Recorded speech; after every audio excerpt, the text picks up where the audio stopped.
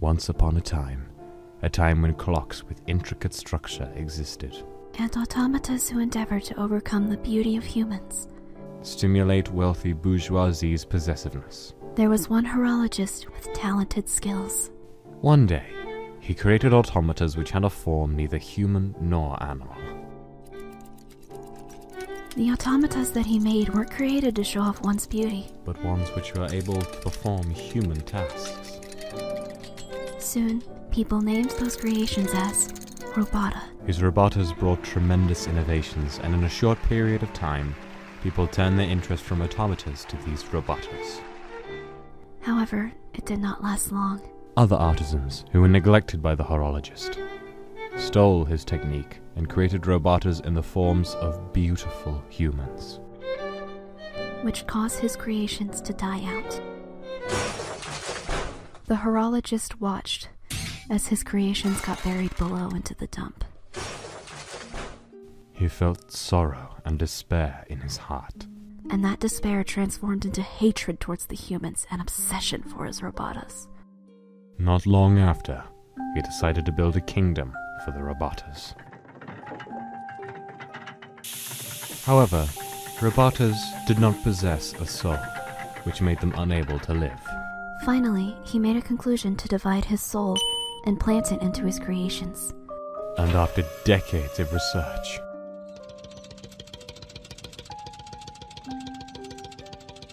one robota which held part of his soul opened its eyes. The horologist used his human qualities: bravery, patience, perseverance, integrity, justice, kindness, and planted those qualities in each and every one of his robotas. And with a valiant soldier and amiable governess robota, he claimed those two as the king and queen of the robota kingdom. But as the kingdom gained more and more robotas, the horologist's physical body and his soul began to collapse through time. Though he did not stop. Finally, when only his love towards the robotas was remaining, the horologist witnessed his absolute creation. An underground kingdom. As the horologist gave the last remaining part of his soul to his final robota, his body suddenly collapsed and turned into dust. And that was the beginning of the robota kingdom, located underneath the dump, named Mount Ebott. It did not take long until the humans found out about the existence of Robota's kingdom. They felt threatened towards these human-like animate robotas, and intended to destroy them. But robotas, which were created with hatred towards humans, were not willing to forfeit their kingdom easily. Finally, after a horrible battle, which caused both sides to lose uncountable lives, the war ended without anyone's victory. Humans ceased to covet the robota kingdom, but the damage they took was critical. Robotas, with the core that held the horologist's soul damaged, it began to malfunction and cease to operate. Most of all, the core they examined was already decaying.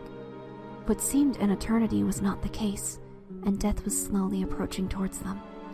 After long, agonizing, pondering days, the King of Robotas decided to claim a robota who would create new bodies for those who lost theirs during the war. As a royal scientist, and he instructed her to make a new core. After several years of research, she finally made hopes and dreams for all robota.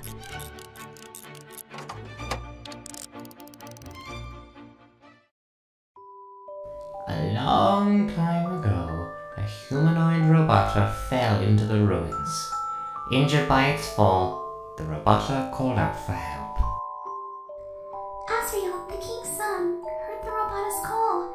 He brought the robota back to the castle. Back to the castle. Over time, Asriel and the robota became like siblings. The king and queen treated the child as their own. The underground was full of hope. Every day, Asriel asked the robota about the human world, and each time the robota answered him. Then one day, the two children managed to sneak into the human world, out of Mount Ebott. The children, however, never returned.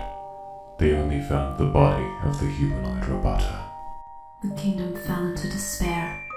The king and queen had lost 2 children in one night.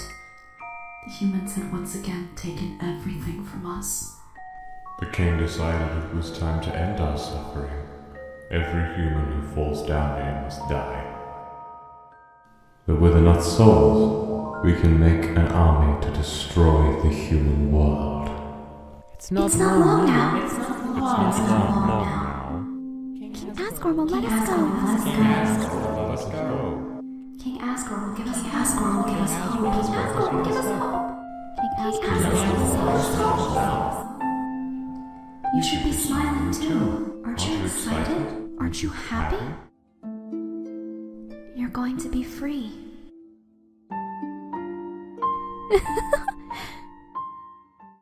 You want me to tell you about the outside world again? You really are pretty interested in where humans live, Azrael, aren't you?